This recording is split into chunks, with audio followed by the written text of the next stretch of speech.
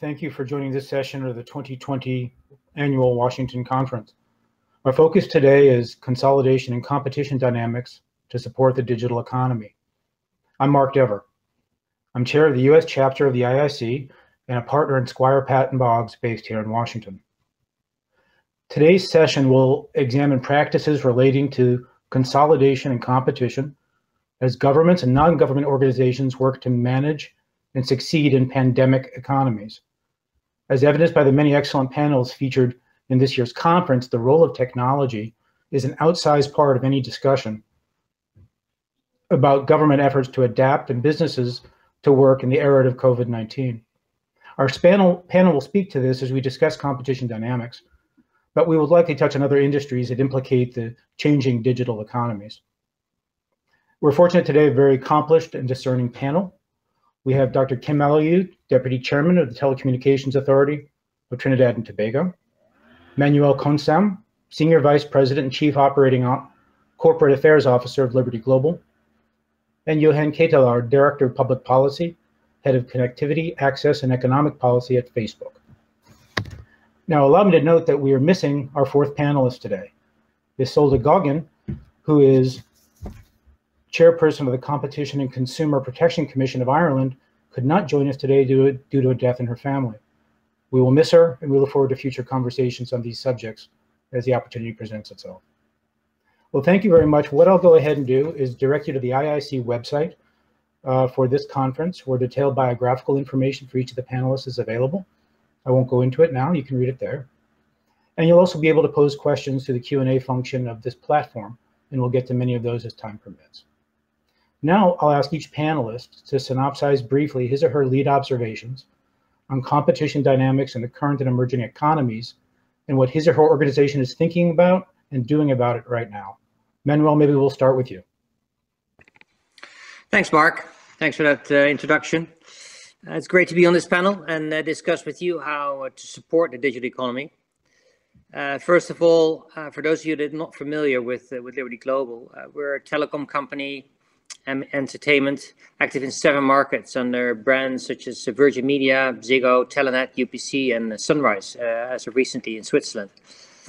I've been in the company for over 20 years or so, and still remember the times when customers and some policymakers actually thought that 100 megabit speeds were completely unnecessary, and that 10 megabit would be fine.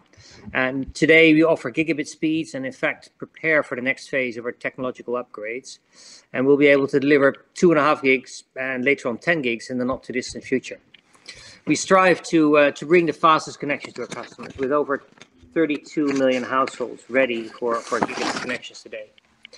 In fact, you're looking at me now from an HFC gigabit connection in my house in downtown Amsterdam. At my speed meter, it says 995 megabits per second. We've come a long way with the industry capabilities and digitization in our societies.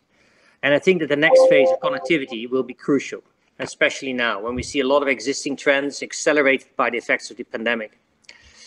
However, a lot of work still needs to be done. Consider that currently on average only 26% of households in Europe have now 100 megabit speeds. I strongly believe that private investment really has a key role to play in this next stage.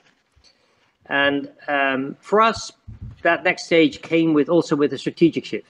10 years ago, we were focusing on consolidating fixed cable operations, creating pan-European scale in over a dozen countries in Europe.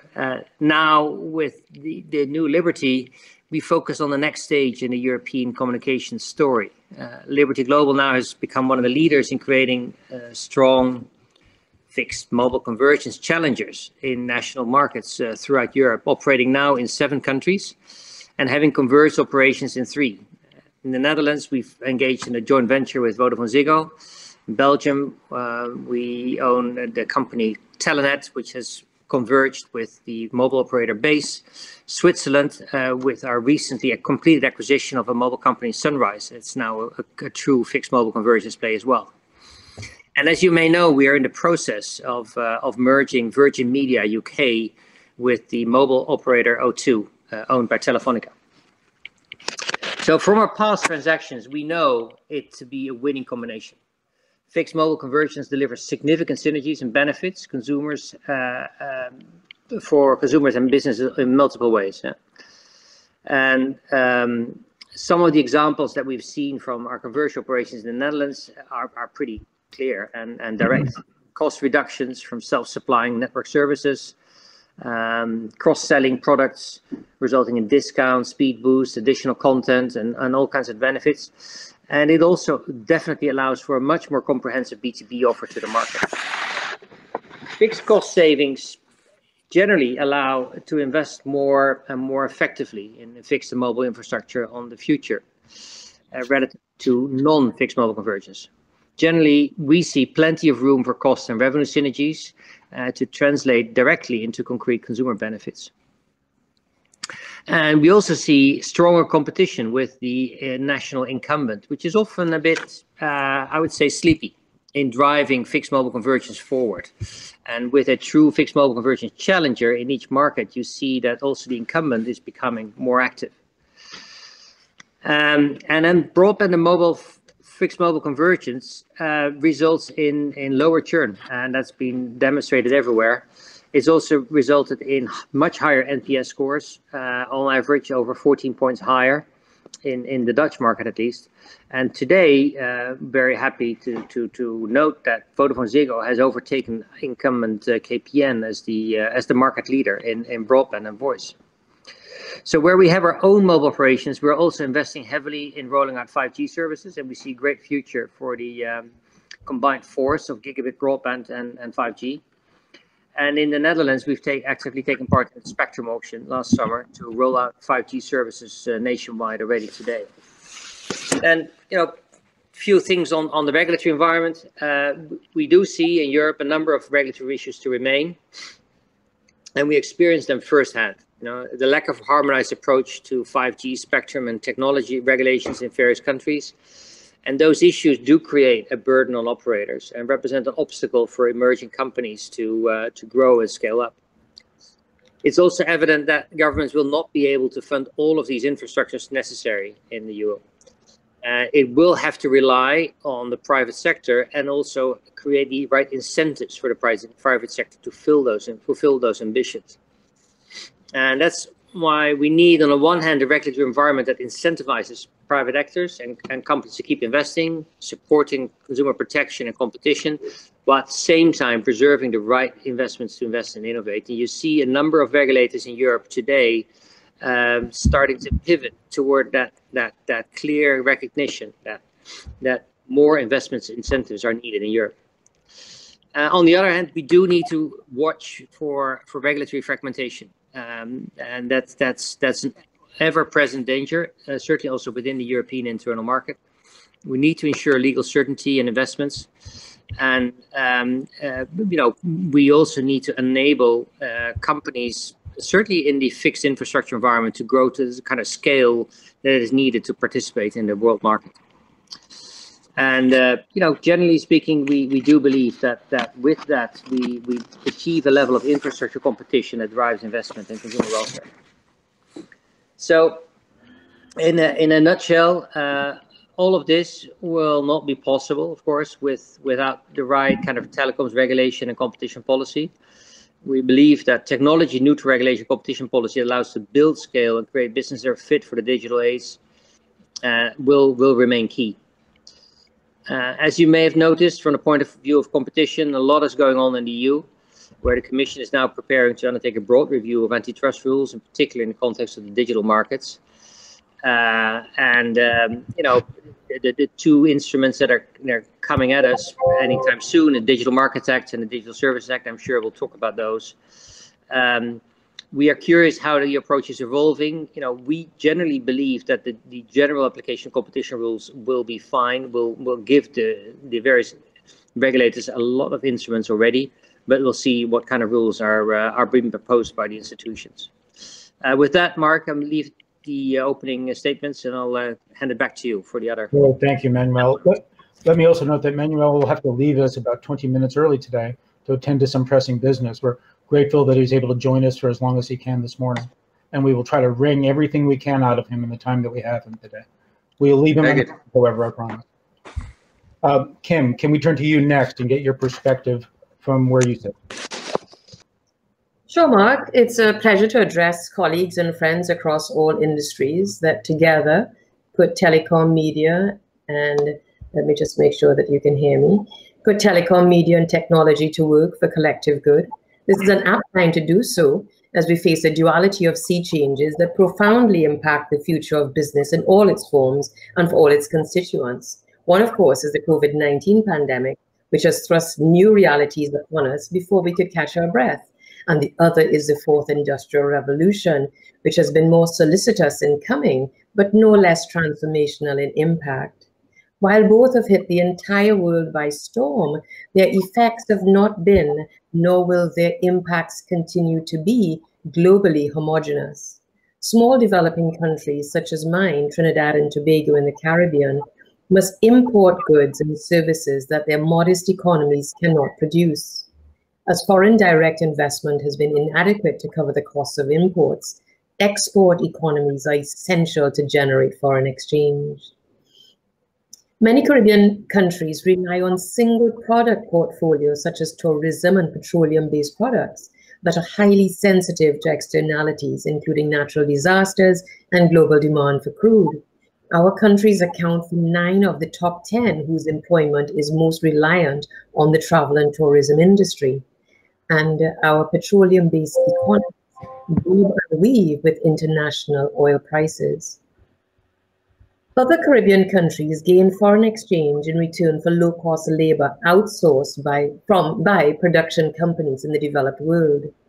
Through globalization's first unbundling of production and consumption, the tools of production with their embedded first world innovations were purposefully conveyed to offshore facilities.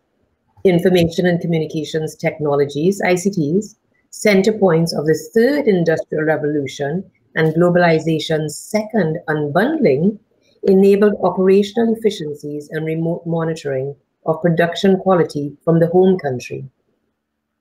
Home base and offshore facilities were kept relatively close, though, to accommodate the occasional transport of personnel and the regular transport of goods of production by land, sea, and air routes. English-speaking Caribbean countries enjoyed pole position due to their proximity to the US, along with the absence of language barriers. The fourth industrial revolution and globalization's third unbundling changed all of that.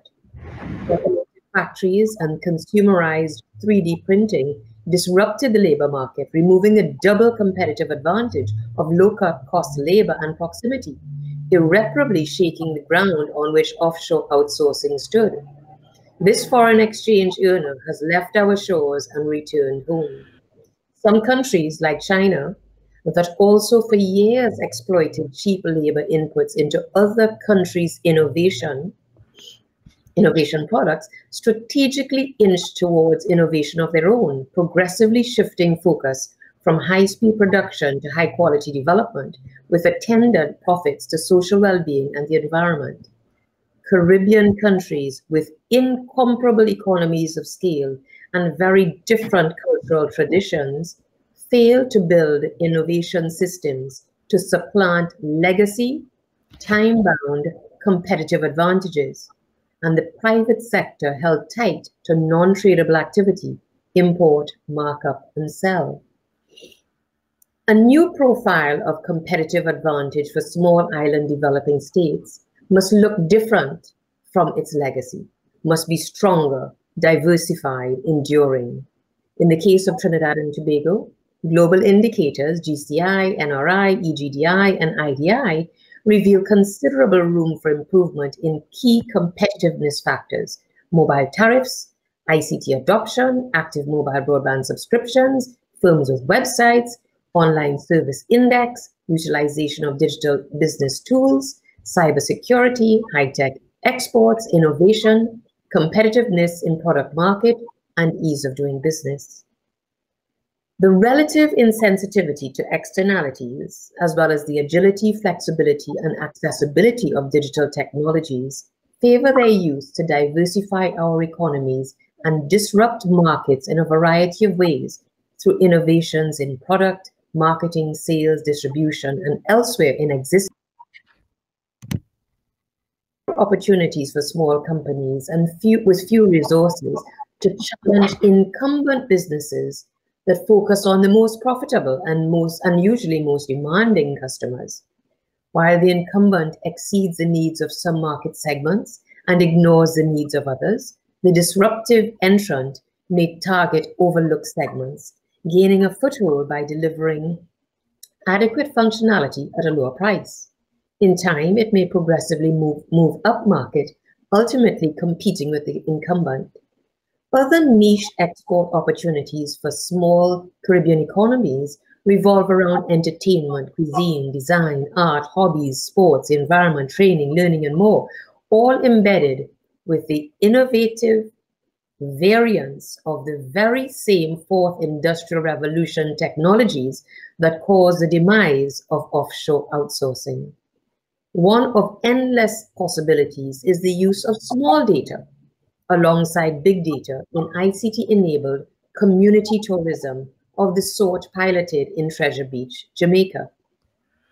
Niche opportunities such as this reach non-traditional business folk from deep inside traditionally underserved areas, and among other things, potentially increase the size of the active labor force.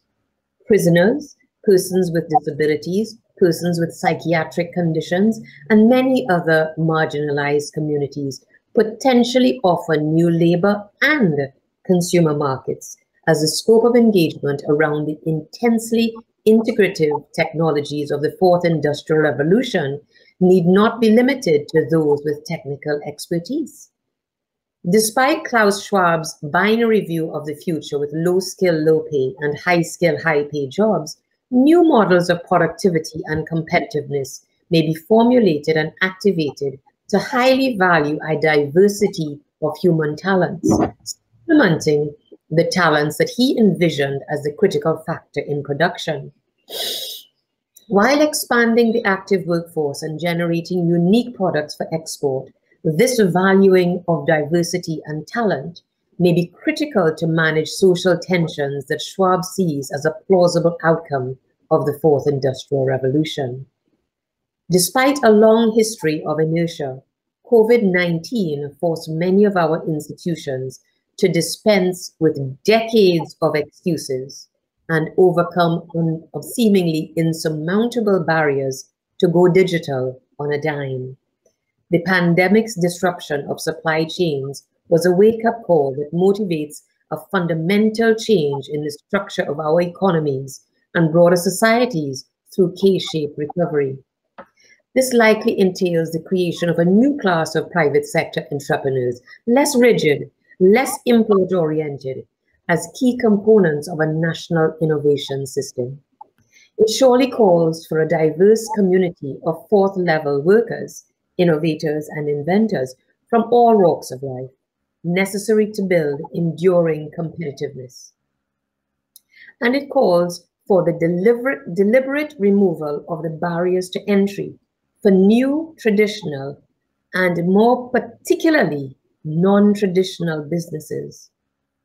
I see a vibrant, refreshing Caribbean take on the fourth industrial revolution, nurtured by a responsive enabling environment and energized by an ecosystem of public, private, and civil sector partners with shared interest in national development. In this context, Mark and colleagues, and alongside other matters that impact competitiveness and our survival, we must pay close attention to consolidation and competition matters, both at home and abroad. Back to you, Mark. Thank you, Kim, very much. As many of you might have seen in his conversation with the IIC's Chris Chapman just a short while ago, Rod Sims of the ACCC Australia boasted that given his mandate, they don't have to turn everything into a competition issue when it reaches his agency. We, however, today will do that. And Kim, I think that's a fabulous pivot that you just did on that subject there. So thank you for that. And then to Johan, if he's available to give us his initial perspective. Thank you, Mark. And Welcome, everybody. Good afternoon for me. Good morning for those in the US. Johan, I don't hear you yet.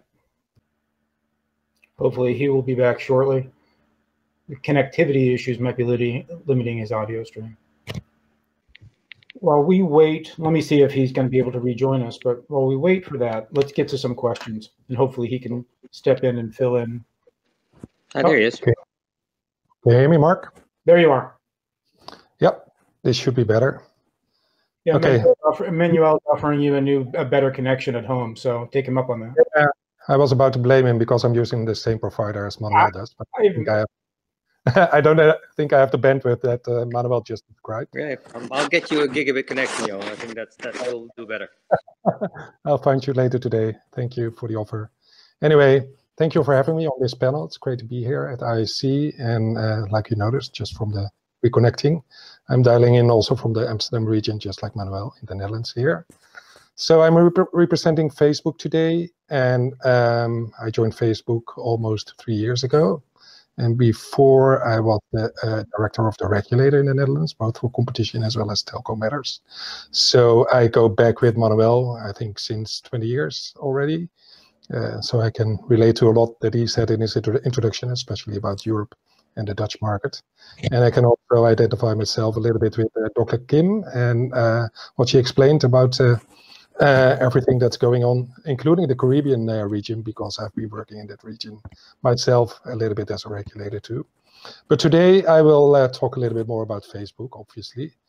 And I will try to, in my introduction, touch on 3 subjects. First, I will say something about the COVID-19 response and what we have seen in Facebook as challenges and what we have done to help the community a little bit in this space. Second, I will talk a little bit more about connectivity in general, globally, and also accessibility and affordability, which we believe is extremely important in times like these. Thirdly, of course, I will talk also a little bit about competition and touch upon some of the current regulatory discussions and the upcoming regulation, especially in the EU.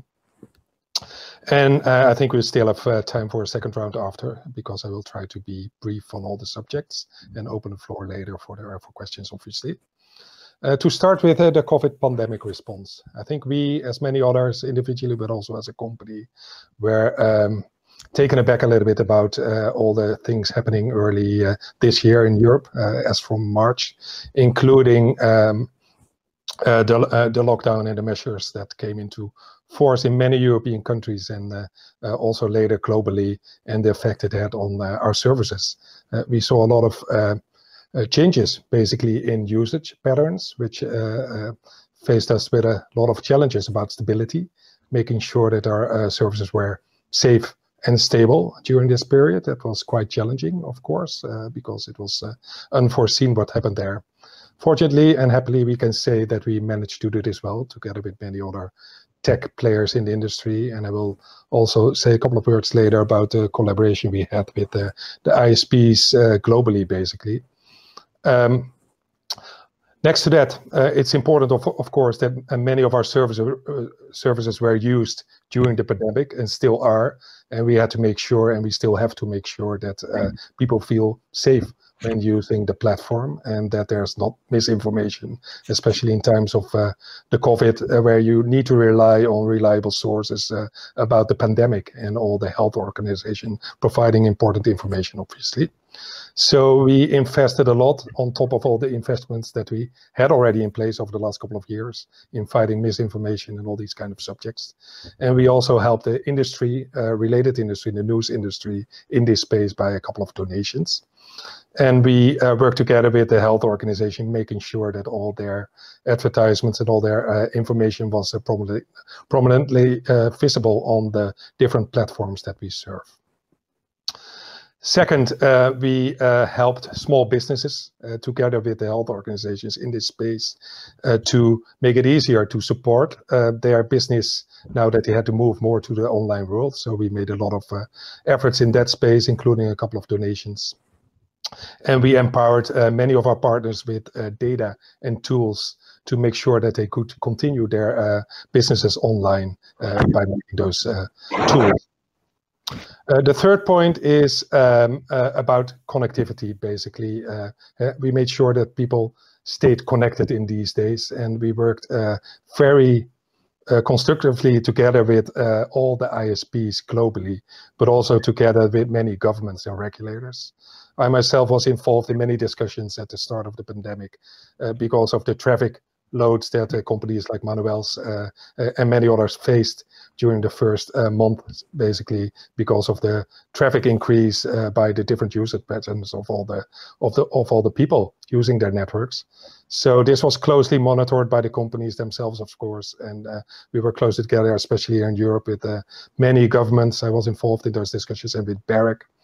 And at some point, and I think that many people know this or might have heard of this, we also decided for a couple of weeks to lower the bitrate of our videos together with other tech companies like Netflix and Google and YouTube, to make sure that this wasn't contributing to even more higher peaks, which could affect network stability.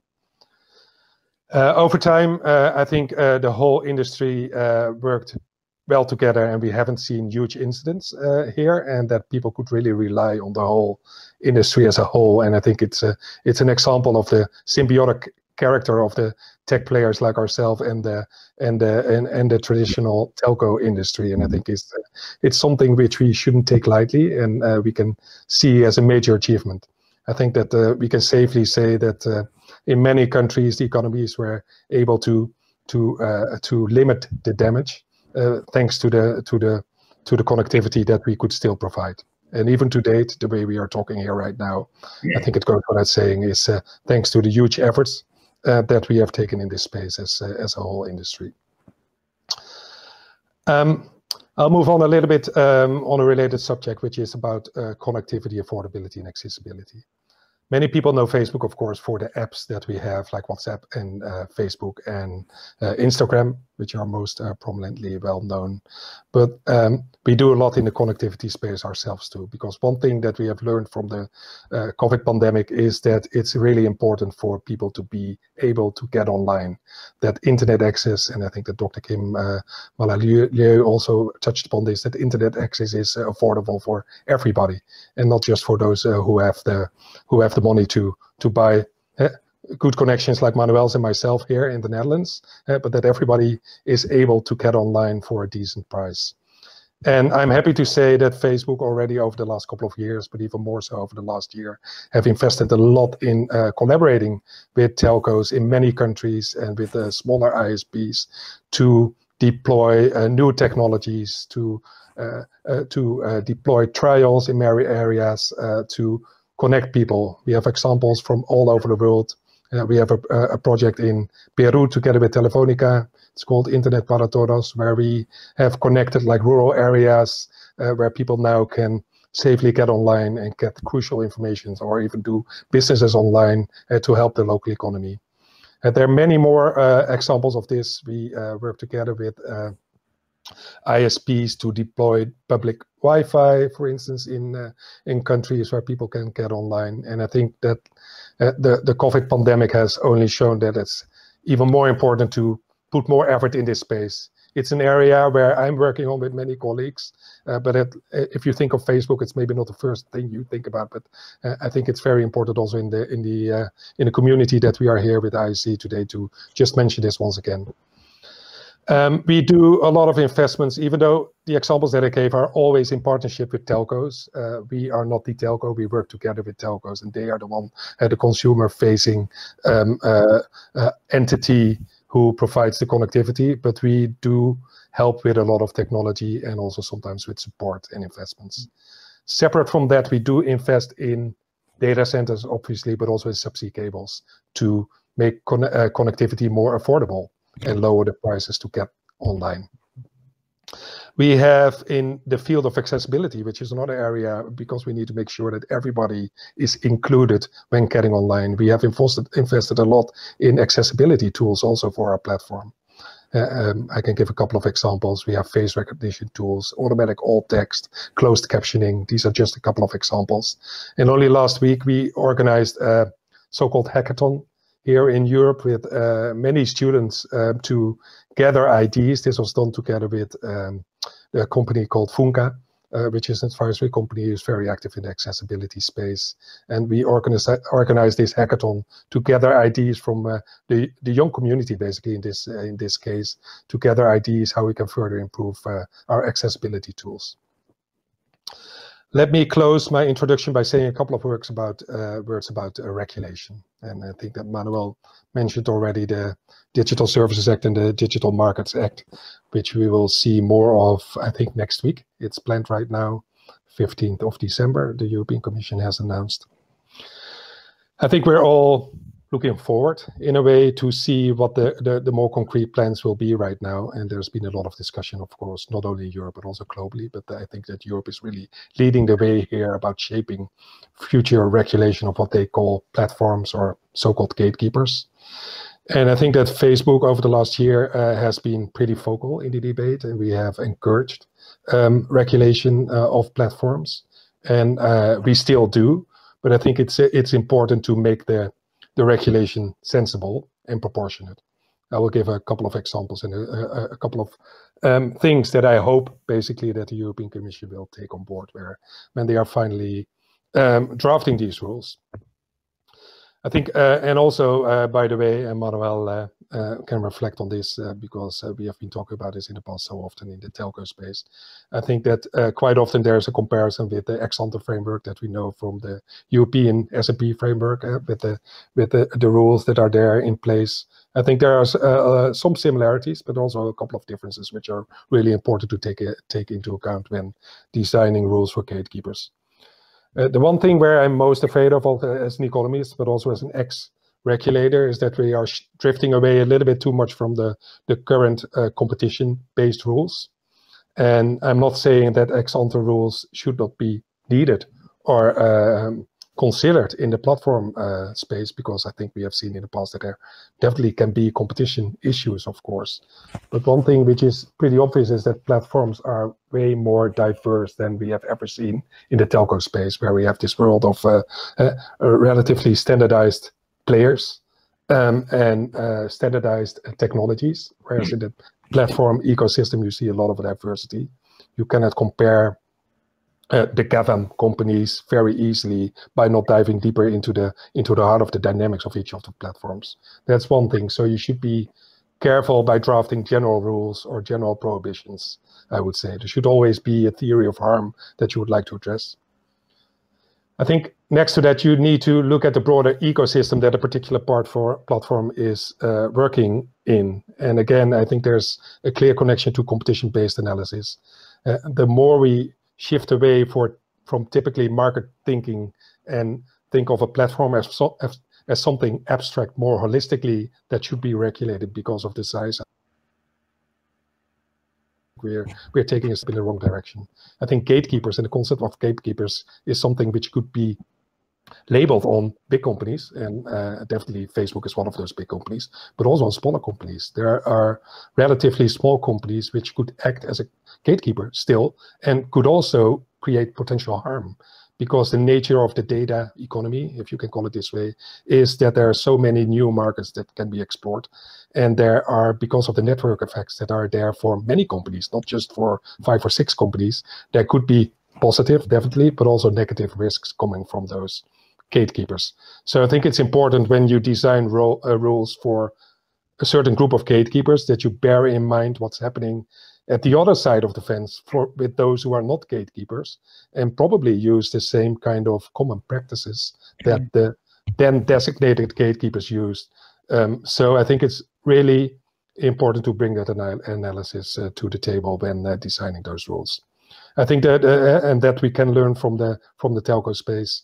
The burden of proof on regulators, and I've been one for many years, is pretty high in explaining and justifying rules to be imposed on telco companies. And I think it's rightly so, because you need to justify that any particular remedy that you put in place balances the risks of over-regulating. And I think that's one of the key concepts that we shouldn't lose too easily when designing rules for the platform economy.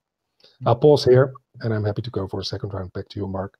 Yeah, and thank you very much. You brought up the Digital Services Act and the Digital Markets Act in your concluding remarks. And why don't we start there briefly? It's so timely. I think we have 6 days or less until we learn a whole lot more about them. And I know that you and Liberty and maybe Kim on her own has been watching this very closely. In this context, Johan, what do you understand to be a gatekeeper and who is not a gatekeeper? Yeah, we have to wait and see. There's a lot of speculation, of course, in the Brussels scene. So if you ask me what I expect to be a gatekeeper, I can relate to the speculations and what I expect the Commission to be considering a gatekeeper, or I could reflect on what I thinking about myself could be a gatekeeper. And I think in the second way of thinking, it would be much more than the Commission probably will propose next week. And I'm not saying this in a sort of defensive way by making sure that Facebook is not the only one being a gatekeeper. I think that we have seen a lot already in the initial drafts that definitely GAVA or GAVAM and some others will be considered a gatekeeper next week. Mm-hmm. So we are in a way anticipating that, and we are not opposing this as long as the rules that will follow from being a gatekeeper are proportionate and related to a particular realistic harm. Mm-hmm. I think myself then, probably if I see the plans next week and those who are tagged as a gatekeeper, it will trigger something in my economic mind about, okay, and now we have these 5, 6, 10, 15 companies being a gatekeeper. And why is number 16, 17, and why is this and that company not a gatekeeper? And what will the dynamics be as of from this moment about becoming a gatekeeper or not being a gatekeeper anymore? I think those mechanisms need to be clear too, because one thing we know is that there's a lot of dynamics in these what they consider platform markets. You see a lot of, if it's not us or Google or any other company, you see a lot of mergers and acquisition in this space. You see a lot of value creation and a lot of companies entering markets. So there should be a clear mechanism. And this is another thing which is totally different from the traditional telco industry. You know who the players are there, because you have licensees, you have auctions, everybody who's in that space. You can do your market reviews in a more predictable way. And I think the platform space is a total different ecosystem where you need to be very careful, but nevertheless, you need to have clear rules about when you will be designated as a gatekeeper. Yeah, I understand that we don't yet know the answer and how it'll be defined. And also, how does this relate to competition? Manuel, do you have a sense of what the European Commission is thinking about with regard to interoperability and transparency as it relates to competitive pressures and anti-competitive conduct? I think you're muted. Sorry, it's a bit of crystal ball gazing, of course. Right, it is. And of course, we've seen bits and pieces, and we've seen the guidelines which the Commissioner published earlier this week on transparency. I think transparency generally is good, right? Because transparency is something which enables customers and businesses to make choices for themselves, informed decisions, informed choices. So that's, I think transparency generally is an okay thing. Yeah, I listened very carefully to what Johan said, and I can't agree more, actually. There have been moments 20 years ago when he and I had the same discussions about, the regulation of the telecom industry. Which came from a long way. As you know, the old telecom industry came from a situation of total monopolies, which were gradually broken down, where new market entrants were fed into the market, were nurtured, were given some opportunities to grow.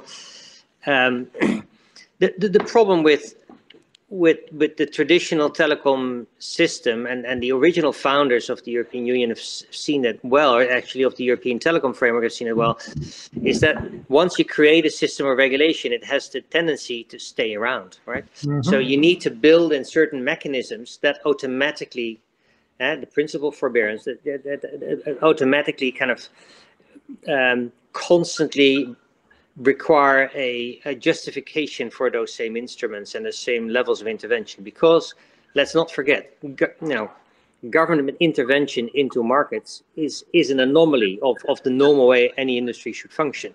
and you should only do it when it's absolutely necessary. Now, what it means for the digital services industry, you know, even there, I think I've so far have always found that the market correcting mechanisms of the market itself are always a lot more powerful than anything the government can do. So if any particular company becomes too dominant, you typically have a disruptor, a technology disruptor, or a market disruptor who takes his place and finds ways to gain his own place under the sun. And if I were the Commission, I would definitely, you know, look for those kind of mechanisms, which allows the constant evolution, the constant development of disruptive forces and competition and innovation. The one thing you really have to be careful of avoiding is taking away the incentives to invest and to innovate. That is really critically important. And then when it comes to the larger gatekeepers, you know, we've been accused of being a gatekeeper when we were still very small and we were just challenging, you know, the incumbent telcos. We were supposed to be a gatekeeper for those customers who were, you know, switched onto our network. Clearly today, you know, the big platforms have gained worldwide scale, and that in itself has turned them into, you know, levels of market power, which warrants a regular market review. I think that is not unjustified, but I think, you know, whatever the government or European institutions do, they need to be super careful with intervening in those markets.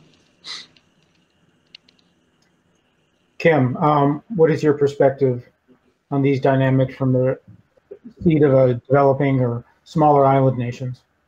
Yeah, Mark, from our point of view, you can hear me? Yes. Yeah. Our position is very frail. On the one hand, we absolutely require competitiveness in the area of digital technologies. We absolutely require it, and my opening statement made the case for the need for us to be competitive in this area. At the same time, on account of our small size, many of our countries are less than 200,000 persons in the entire population. Because of our small size and our disparate geography, and so our voice is very, very low, very small. We don't have a voice. Yeah. So even though the European Union has forged ahead, South Africa, Brazil, I think India, we are now beginning to have little conversations about the whole issue of platform regulation, about digital taxation, etc. So one of the things I think that is imperative for us is for advocacy on the part of our region, perhaps our single market and economy, CARICOM, to advocate with the UN on our behalf, so that the whole notion of digital taxation and platform regulation, etc., is mindful of the impact on small island developing states.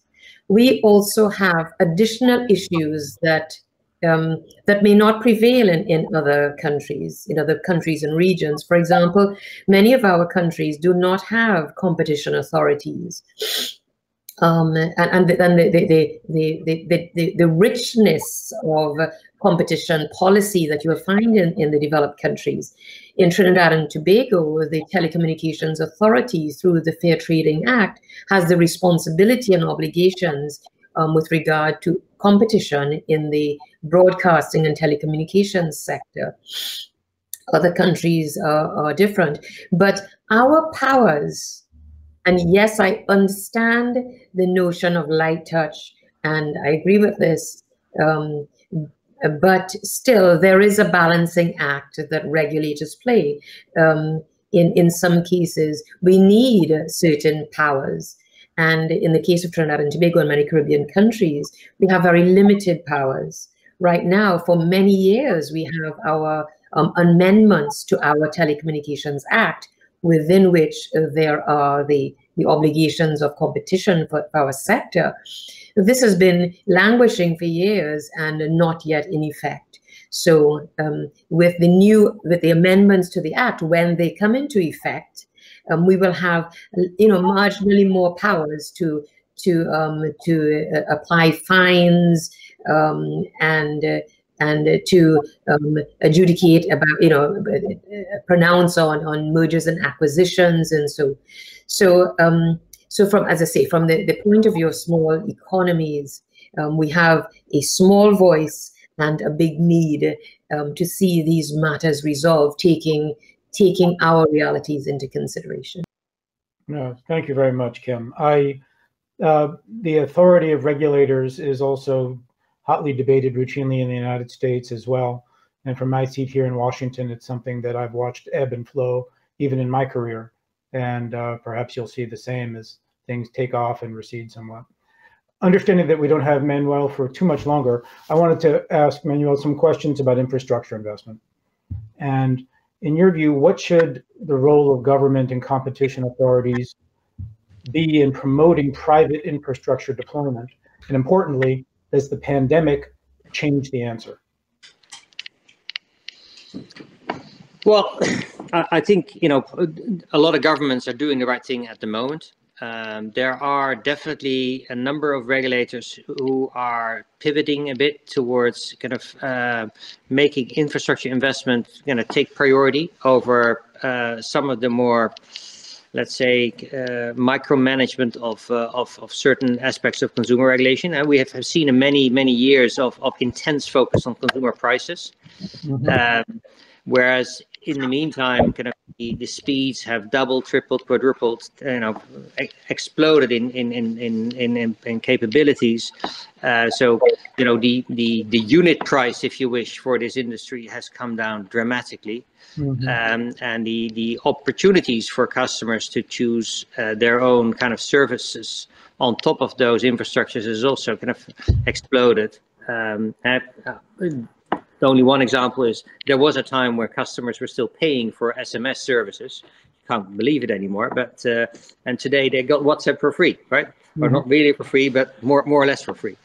But so it's a lot has changed, a lot has improved, and I think that he's incenting telecom regulators to see, well, okay, after all these years of intense focus on price regulation and on prices.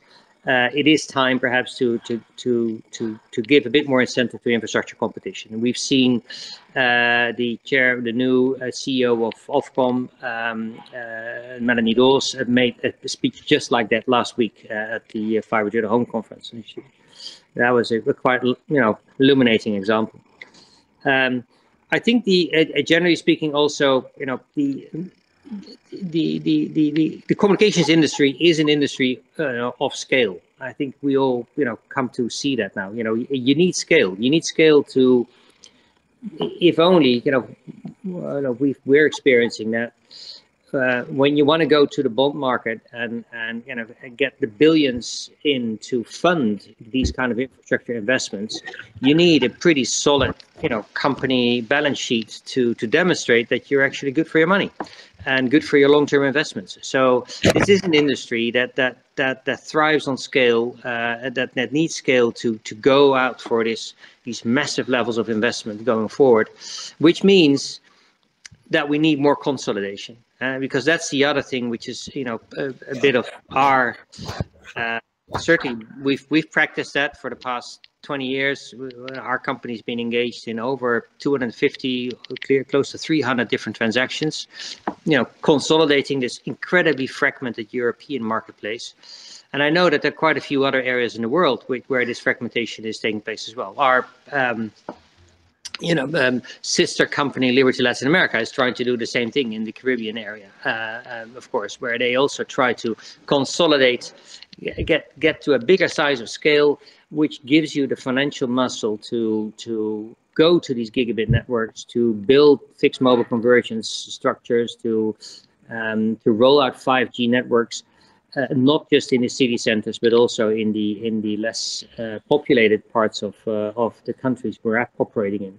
So allowing that consolidation to happen is an element of constant debate for me personally, because I also supervise the merger review process when we do acquisitions and we stand in front of competition authorities, who we need to convince that combining cable companies or combining cable companies and mobile companies is actually a good thing for consumers, and it brings good long-term benefits to society and to the capabilities of these companies to invest. So I think on those two levels, telecom regulators who start to get more of an eye, more of a perception for the incentives to investment, and competition authorities who are increasingly confronted with merger requests of companies who design larger blocks competing with each other, right? And it increasingly you see now countries where you have a very large incumbent, and in the old days, the large incumbent had a whole satellite system of small, tiny kind of challengers, and increasingly you see 2 or 3 bigger entities fighting it out with each other, and that is generally best for consumers. On that subject, and staying with you, Manuel, for a minute, in light of the pandemic, do you think that regulators and governments should streamline merger review, should take action to? I don't think that the pandemic should have a role in this. I think the pandemic has had a significant impact for all of us. It has stress tested all of our systems. Yeah, we are a lot better these days. In actually, all of the systems have improved. We've improved the video capabilities of all of our networks. All of the video providers like Zoom and WebEx and Microsoft Streams, they've all become much better than before. So it stress tested the systems. It has also made us all painfully aware of the need and the essential need of good broadband connectivity for our societies going forward. And a good part of what we're experiencing today, I am convinced, is going to stay with us forever. Most companies I work with and in connection with, almost everybody in my environment in Europe has now more or less communicated to its workforce that post-pandemic we will see probably much more flexible working structures, allowing for people to work at least, in general, perhaps even up to half of their work time not in the office but remotely, wherever that may be. Yeah, the flexible workspace, it can be widely defined. It could be at home, could be at flexible workstations. So there's going to be, the pandemic has definitely resulted in a lasting impact. I think from a recovery perspective, it is all about the investment incentives. Just create the right investment incentives, because that means that our kind of companies and others and our competitors will keep plowing in the billions that are needed to further roll out these super high-speed networks all across our countries. And that will be a very important element in kickstarting the next wave of economic recovery. But I don't think that competition law itself should be adapted because of the pandemic, if that's what you're asking. But it does accelerate, and it does kind of trigger a whole range of other important developments that were ongoing already anyway. You mentioned that the pandemic has stress tested the networks of many, and that the changes implemented are here to stay. So as the saying goes, never waste a good crisis, and perhaps that's a positive outcome.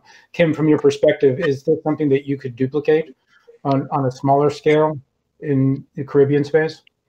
For example, promoting the development of robust broadband so that people who can work offsite or remotely can do so routinely.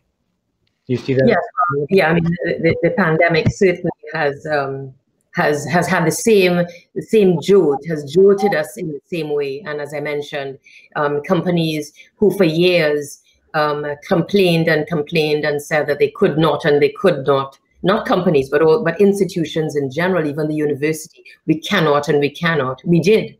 We had to.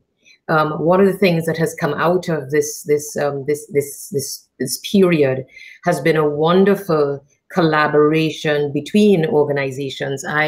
Aside from my role at the Telecoms Authority, I also lead the Communication Systems Group at the University of the West Indies in electrical and computer engineering.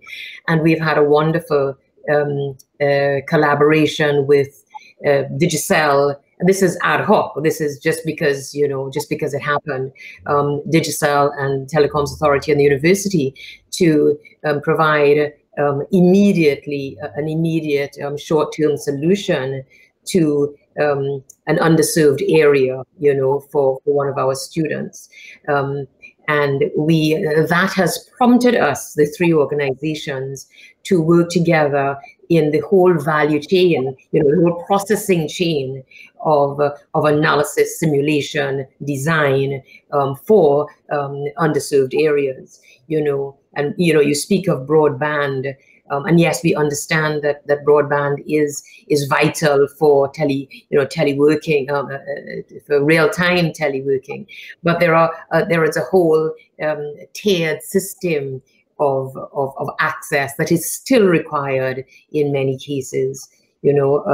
We at the authority have done a number of, just like the other organizations have responded through a number of initiatives that maybe we would not have quite so quickly had it not been for the pandemic. So it's quite apart from all the bad that it's brought, we have not wasted a good disaster. Yeah, good disasters, such as they may be. Is consolidation, Kim, in your view, a good thing and a solution in this type of environment? Right. So here's the thing. This is a very tricky, vexing issue. Mm-hmm. Let's take an economy like ours, Trinidad and Tobago, 1.3 million persons population. We have two service providers, two mobile operators, and we have done the market definition. We have almost concluded our market analysis, and preliminary results show that we have a strong duopoly. Okay, all indicators say there's a strong duopoly. So there is a school of thought that is, well, of course, they are tiered. I think the economists call them remedies, but you will be forgiving to me if I use the words incorrectly. But there are a number of remedies, right? Basically, I see it as an engineer, I see it as two tiers. One is the sort of soft remedies, and one is the hard, or let me say responses, in case I'm using the terms incorrectly. So there are a number of hard, soft responses, a number of hard responses. So the soft responses, for example, include making sure that we fix asymmetries in information, making sure that we provide all information about the company's pricing plans, etc. We reduce the standard barriers, etc. Consumer advocacy, another what I call soft response, consumer advocacy, making sure that the consumers have the ability to express their concerns, and that there are measures taken to make sure that their concerns are dealt with, etc., etc.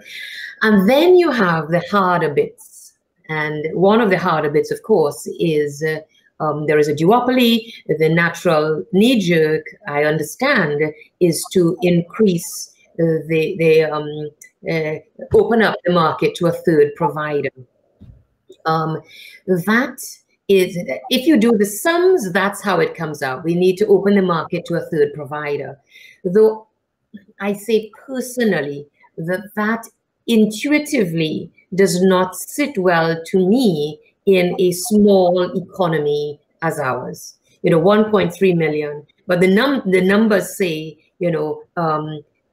increase the numbers, yeah, add a third provider. So yes, you've asked about consolidation. I have veered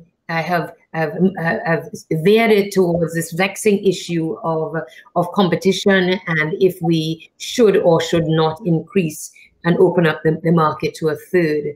In terms of consolidation, therefore, what I'm saying is that I think from an engineer's point of view, especially in small economies, consolidation may not always be a bad thing. It may be a good thing. Very good, thank you. That's a nice other bookend to Manuel's point. And Manuel, if you have to go soon, please tell us. I'm aware that you're on the clock. I will be in 2 minutes. Thank you very much for this great conversation, and looking forward to catch up with all of you. Thanks a lot. Thank you so much for spending some time with us today. We're grateful. So, Johan, to the point that Kim just made, you said in your opening remarks that you really see a symbiotic relationship between platforms like yours and telcos. Is that something that competition policy should promote or look carefully at? I think it's not something that competition authorities should definitely promote, but I think they should be aware of this. Some years ago, and I think that Manuel gave the example of text messages costing like 10 cents per message. Yes. And then WhatsApp coming on the market, then there was this whole discussion about that OTT providers or companies like WhatsApp should be regulated like telcos, and the whole level playing field discussion, which is even now and then still erupting.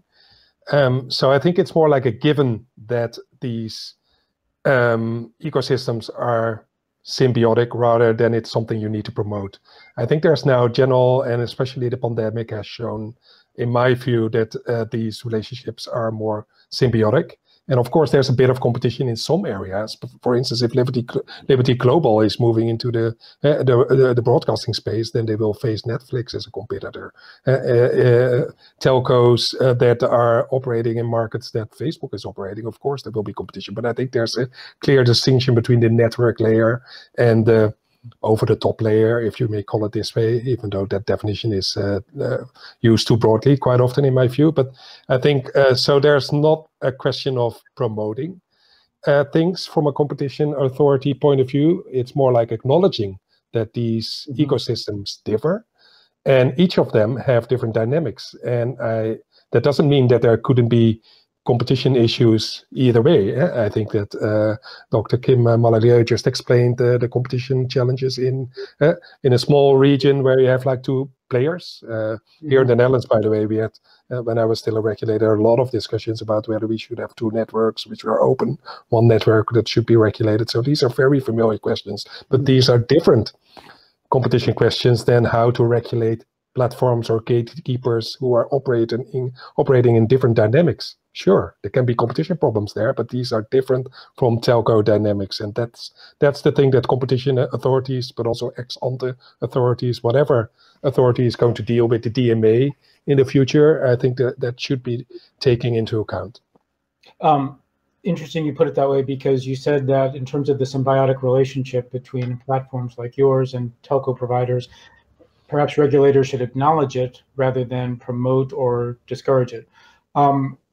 You said in your opening remarks that oftentimes regulatory regimes get away from where they started.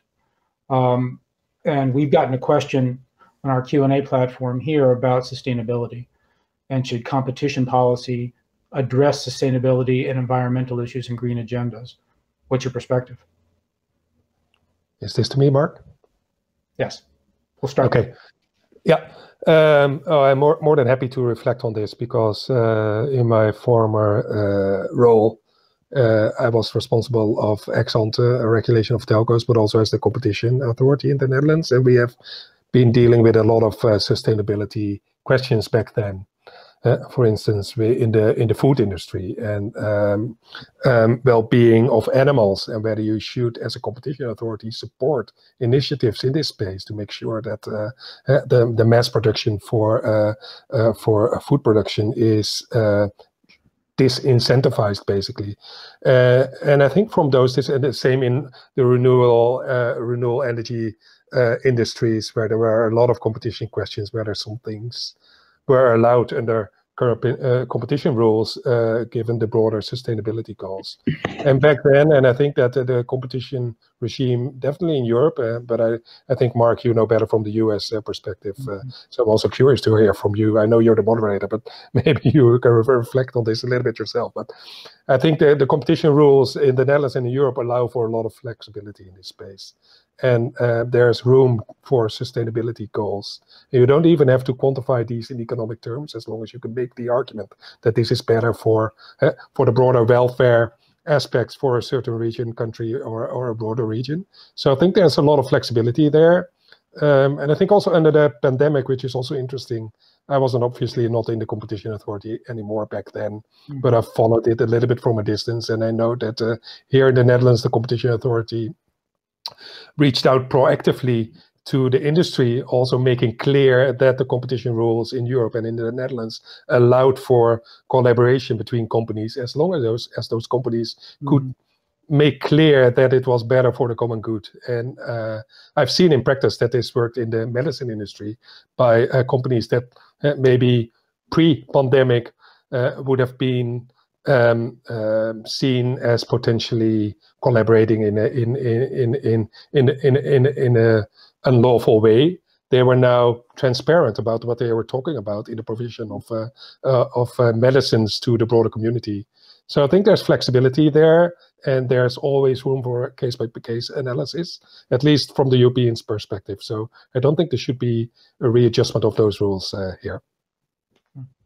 Kim, what's your thinking on sustainability and a green agenda in the milieu of competition policy? Yeah, I agree with Johan. I think that it's very well, from my point of view, and my personal point of view, is that it is reasonable. It is reasonable, and it is preferred to cast everything basically in the context of the ultimate motive, and the ultimate motive is for the social and economic good of the country. So for as Johan said, the common good.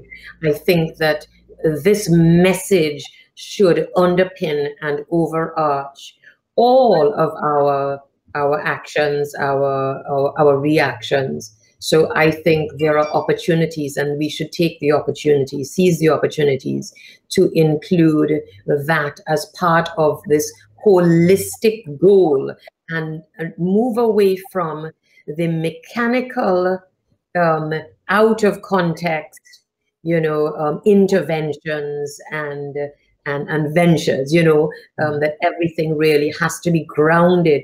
Keep our eyes on the ball. Everything is grounded on this thing, which is the common good. Yeah.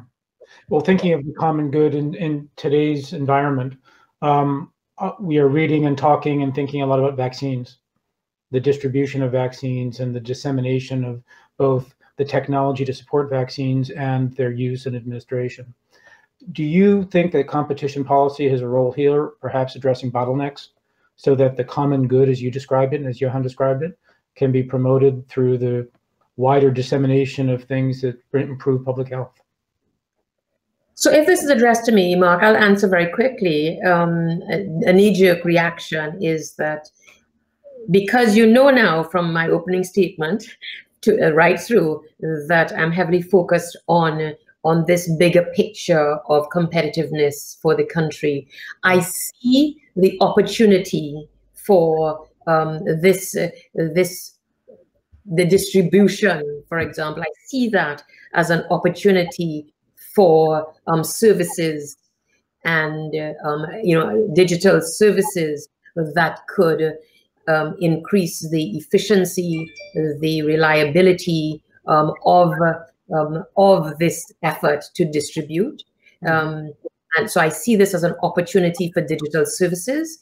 And therefore, I go back to the enabling environment that we must put in place. We must ensure that this enabling environment is there to allow businesses to just pop up,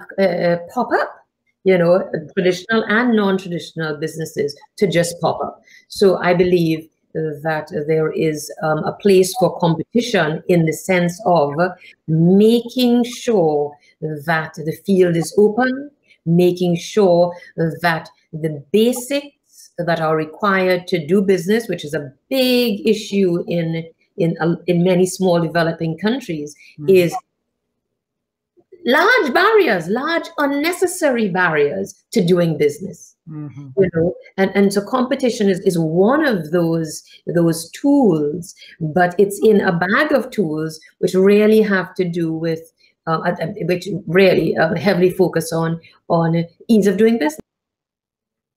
In that regard, Johan, what, in a nutshell, how would you describe Facebook's efforts to promote small and medium-sized enterprises and consumer welfare today? What is it that a platform like yours can do, and regulators, perhaps in your view, should encourage? Thanks, Mark. I think that there are a lot of small and medium enterprises that use Facebook for their businesses, of course. So if you look at a sort of traditional market point of view, you will see that Facebook, of course, is not just a one-sided market where we are offering something for the customer, but we have like multiple sides of the platform. And one of the key elements there is SME companies being able to, with very low cost, enter the market and have a marketing or distribution channel. And especially in the regions where connectivity is not that good, you know, like I mentioned already in my introduction, I think it's a very low threshold for those who can get online to start a business. So I think it's a very crucial element of the nature of our platform, which is, and we always make this argument because it's true. We have got a lot of research there also making this point. We are really stimulating local economies there. So I think if you look at the regulatory side of that kind of dynamic, and I think it relates to the point I mentioned earlier, that each of those platforms, or whatever they call it, gatekeepers, have different dynamics. But one of the key aspects of our Facebook platform is this element of the SMEs being able to use it. So if you are considering regulation, you should bear this in mind, of course, and make sure, and that's what I also meant when I was referring to the European telco framework, where you have to balance these kind of things. If you are going to think about remedy, you need to think about what the effect will be of that remedy. And I think the effect of what it could be, potentially what it could mean on SMEs, businesses, needs to be taken into account. So by regulating platforms and regulating Facebook, you need to bear in mind the effect it could have on companies that rely on it. I'm sure that the European Commission and other governments and regulators will do this over time. I think it's a key aspect that should be taken into account. What when you refer to remedies that could have an impact on small and medium-sized businesses, what do you have in mind? What kind of remedies could negatively impact them? I think if in general, and I said this already, you know, anything that's not harms-based or that's not justified by some kind, I would say a thorough analysis, but at least some kind of analysis at a minimum. I would rather see a thorough analysis that takes into account those effects could be potentially harmful. So if you talk about per se prohibitions, just because you're a gatekeeper, I think you're doing the wrong thing, and that will by definition be disincentivizing and doing more harm than needed. And as I said, not only to Facebook, but to potentially a whole industry. So that, and of course, these are rumors, and we have to see what comes out next week of the plans of the European institutions. But I think those per se prohibitions, blacklisting, because of meeting just a sort of arbitrary criteria, which is based on the number of users, is very dangerous to impose, in my view. Yeah. In that regard, Kim, Manuel spoke at its opening about regulatory fragmentation. And, you know, it sounded as though his perspective, and I'm putting words in his mouth now, was that working across Europe, in his case, he's having to sort of harmonize different regulatory regimes and look to the European Commission as they develop more broader contexts. What is your experience in the Caribbean on regulatory fragmentation, and can you benefit from banding together with other island nations to have a uniform regime? Absolutely. We recognize in the Caribbean from since the days of liberalization, is the critical importance of banding together. Remember that we are by large an archipelago. Of course, we have some mainland countries in the mix, but we've recognized from the very beginning the importance of working together. The the leaders, as I say, I hope nobody contradicts me with this, but the leaders in the region was the OECS, the Organization of Eastern Caribbean States, that a few states, a handful of states in the Eastern Caribbean, and they banded together because they are very, very small, less than 200,000, as I said. They banded together in a telecoms regulatory unit, and they developed a reference legislation and reference artifacts right across the regulatory portfolio that they then instantiated in each of the different countries. They also have a single ECTEL, Eastern Caribbean Telecommunications Authority, which stands in regional fora.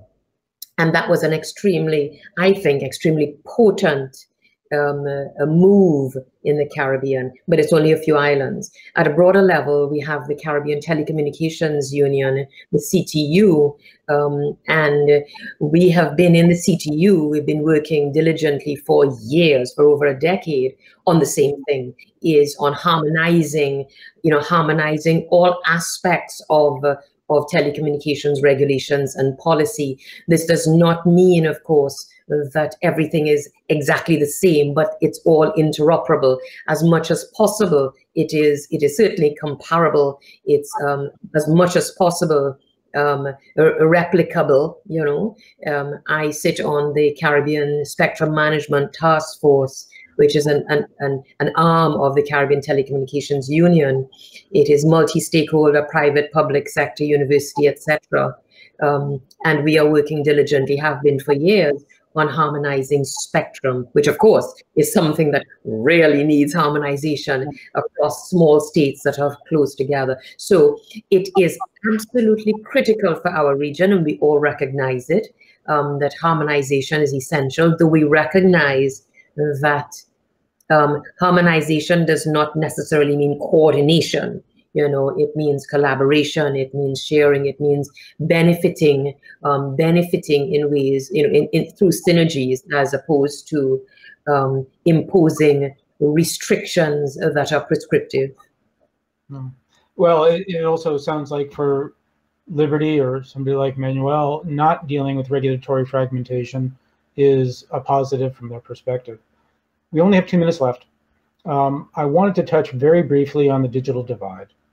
And it's what the pandemic has shown us is something that should, ever more be addressed. Johan, your thoughts very quickly on what can and should be done to bridge the digital divide now? I think in my intro, I made a couple of remarks about our initiatives, and I think the one thing that should be done is private-public collaboration in many regions where we see that the people are unconnected. And for instance, this could be in many areas. It could be in the fixed area, but also in the spectrum area. That if you have unlicensed spectrum, let people or companies experiment with new technologies in that space to connect people and get into a dialogue both with private and private companies to see how we can do anything we need in this space, because we need to connect those people. So that's my brief answer, and then I hand over to Kim again. Kim, in your perspective, is unlicensed spectrum part of a solution to bridging the digital divide? Absolutely. Yeah. Absolutely. Yes, it is. And so I will just take up from what Johan said. So public-private partnerships is essential, but I would extend it. I think that to address the digital divide, we need broad-scale partnership, public-private civil society. We need the regulators on board, of course. We need the innovators. And it always goes back. If we need innovators, we need to establish a framework within which innovators can operate and are motivated to operate. So, issues like regulatory sandboxes for IoT using spectrum, that is preserve in the preserve, and then if we come to unlicensed spectrum, TV white space, the expanding spectrum allocations